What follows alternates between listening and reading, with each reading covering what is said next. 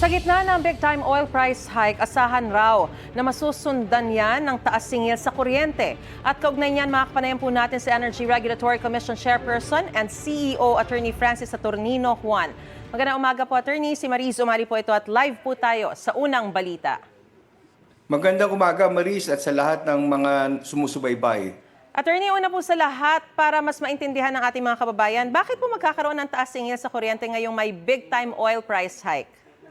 Alam naman nating lahat na yung ating produksyon ng kuryente, nakadepende ang malaking bahagi niyan sa inaangkat nating panggatong. Kaya't kung tataas ang presyo ng panggatong na ito, tumataas din ang presyuhan ng kuryente sa atin.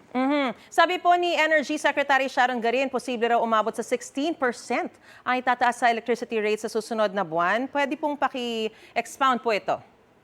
Oo, maaari nga yan kasi nga sa mga susunod na buwan, bukod sa pataas ng pataas yung presyo noong panggatong, ay tumataas din at ang demand natin sa kuryente dahil painit na ang panahon. Kaya kung tataas ang demand, mas kakailanganin natin ng mas maraming supply o kuryente.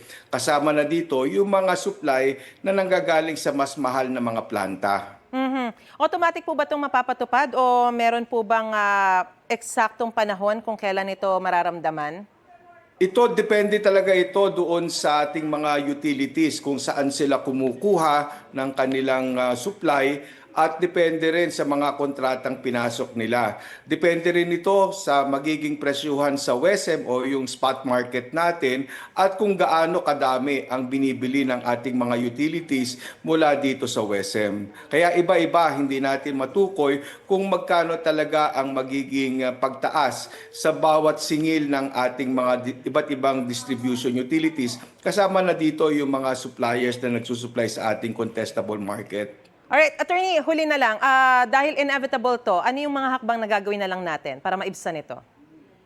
Ang ating makokontrol talaga ay ang ating pagkonsumo ng kuryente. Kaya ating pinapalawig yung ating campaign para sa pagpapababa ng pagkonsumo.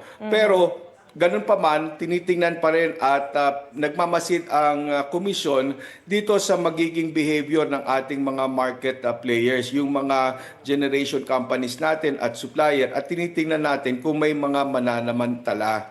At sa pagdating naman sa WESM, kung talagang magtataasan ang singil, mayroon tayong in place na mga mekanismo na kung saan ay mag-e-effect ito tulad ng mga price cap at saka yung secondary cap para ma-mitigate yung anumang pagtaas ng singil sa WESM. Maraming salamat po, ERC Chairperson and CEO Attorney Francis Saturnino Juan, sa inyo pong paliwanag at sa inyo pong panahon. Magandang umaga po sa inyo. Magandang umaga, Maris. Salamat. Gusto mo bang mauna sa mga balita? Mag-subscribe na sa GMA Integrated News sa YouTube at tumutok sa unang balita.